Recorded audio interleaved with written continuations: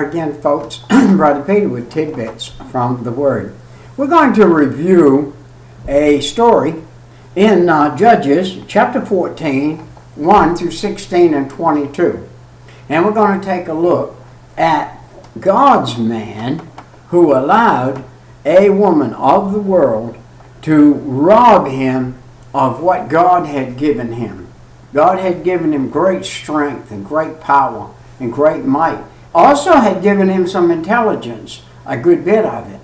And yet he allowed this woman to rob him of that. Let's look among the bitterest enemies of Israel were the Philistines. The Philistines were always a plague to the Israelites. And at the height of the rivalry between those two people in the nations, there was a remarkably strong young man. Now he was as strong because God had made him strong. His name was Samson. And he came on the scene as he was fearless as well as strong. For example, one day, as he walked through a vineyard in Timoth, a lion roared fiercely at him. But instead of running, Samson grabbed the lion. Can you imagine a man grabbing the lion? He grabbed that lion and with his bare hands literally tore him apart. Samson had a weakness for women. What man doesn't have a weakness for women? We need to rope that in, man. We always need to rope that in. If we have that problem, we need to rope it in and take care of it and put it away and ask God to help us in that area of life. And his first wife was a Philistine who betrayed him to her people and angered Samson and killed 30 men of the town and returned to his own father's house. Wow. It was nothing for Samson to just wipe out 30 men in just a minute and take care of them because of his strength. Sometime later, Samson fell in love with a woman who lived in the valley of Sokar. And it was a beautiful young woman. Her name was Delilah. And after she and Samson were married, some Philistine leaders came to her and promised her great strength, promised her great amounts of silver money if she would find out the secret to Samson's great strength.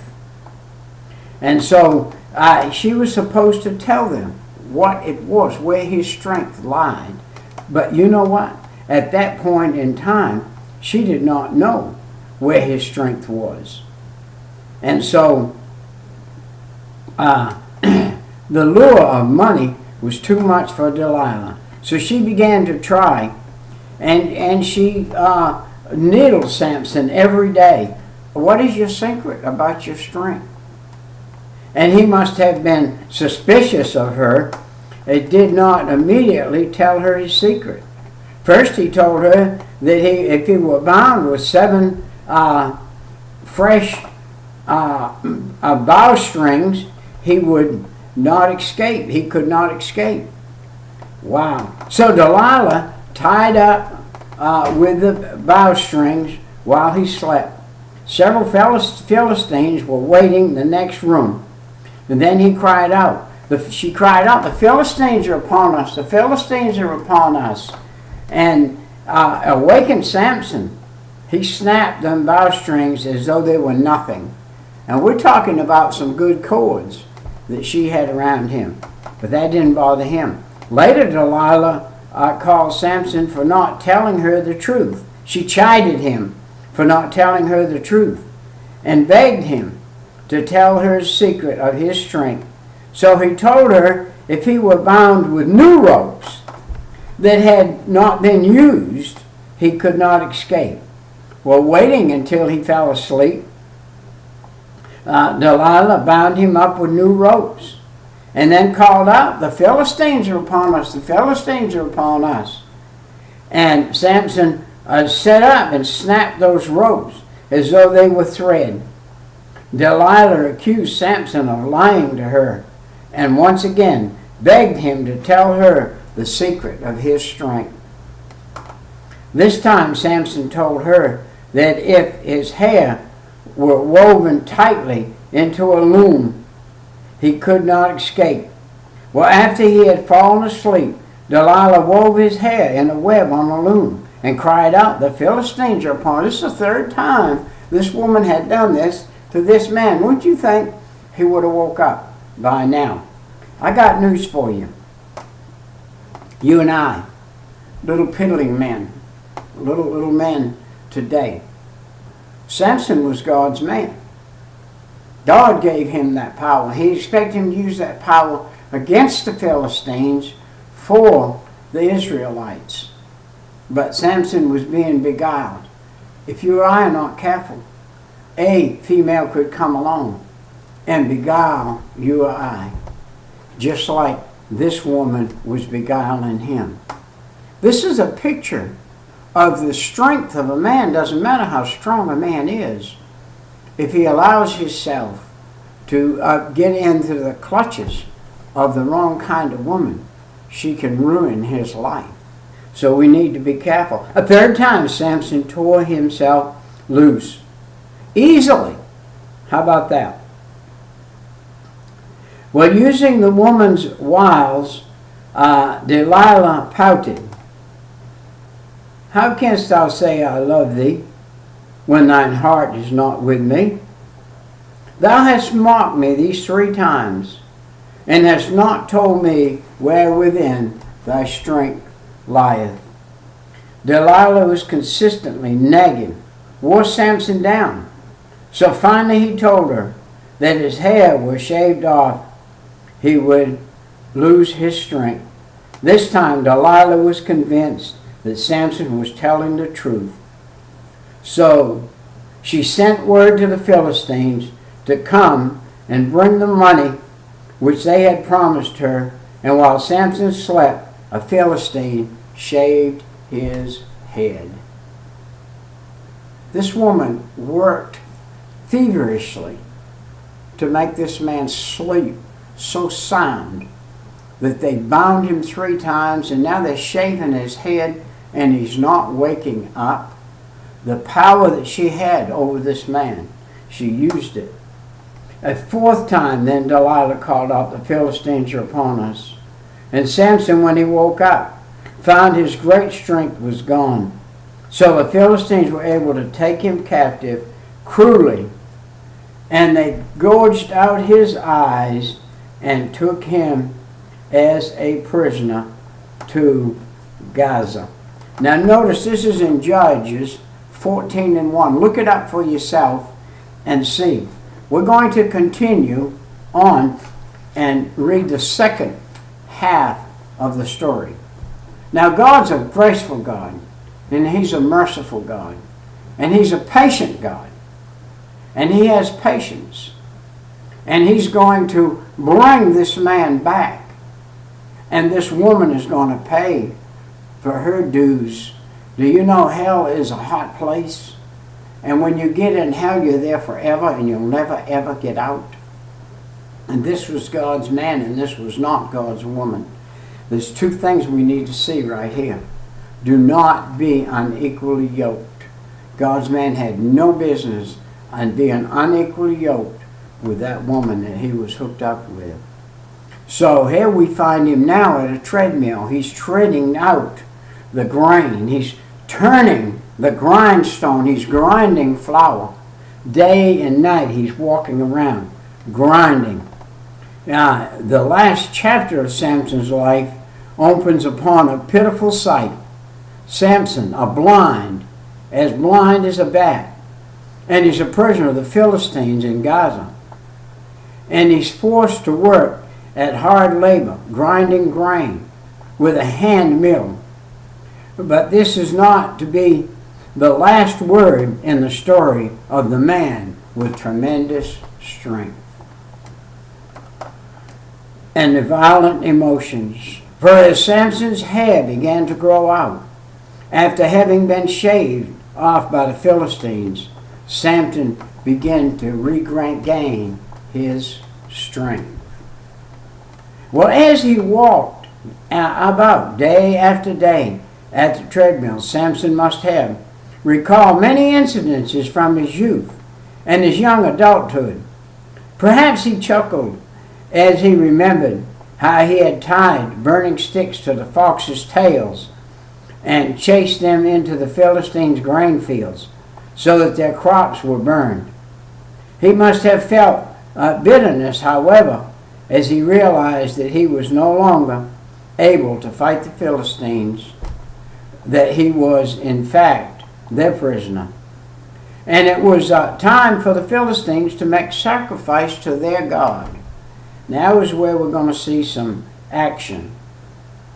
And their God's name was Dagon, who had been worshipped by persons of Mesopotamia for about 2400 BC. And as the people gathered in the temple for the feast and the sacrifice, they gloated over the capture of their former enemy, now their slave, Samson. Our God hath delivered Samson, our enemy, our hand. And they said, now we got him. Our God, Dagon, has put him in our hand. And look at us. Wow, they were saying. Well, as they drank wine, the Philistines swaggered with their self-satisfaction, and they yelled to the jailers, call for Samson, that he may make us sport. Then intended to have some fun by mocking the blind man who had once struck such terror in their hearts. Samson was led in by the jailer. In a low voice, Samson made a request to the jailer. He said, let me feel the pillars whereupon the house standeth, and I may lean upon them. And just perhaps now the guard thought very lightly about that Samson was weary from working hours upon hours on the treadmill, and that he therefore wanted to rest, leaning against the columns that supported the temple. So he led Samson over to the pillars. Now here's that great man, Samson, standing between the two pillars of the temple, by the way. And it was filled with Philistines upon the festival occasion. In all, there were more than 3,000 persons present, jeering at Samson, drinking and laughing as they feasted and honored at their god Dagon. And as they rumbled of many voices filled Samson's ears, he could imagine how they looked to begin to feel a surge of anger in at his enemies. And as he had in older days, he tensely prayed. Listen to that. He prayed. He had allowed that woman to rob him of his prayer life. And then she robbed him of his physical life. Now he's asking God, give me back what I had. Well, God's a merciful God. And he listens to us when we ask him when we've made a mistake or we've gone the wrong way.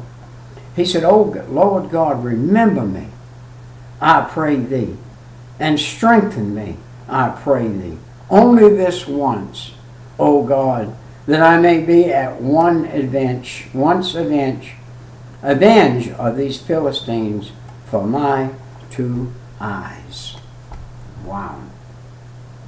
Then Samson grasped to the central columns of the temple with his powerful hands and pushed with all his might. Let me die with the Philistines, he said. And he cried out.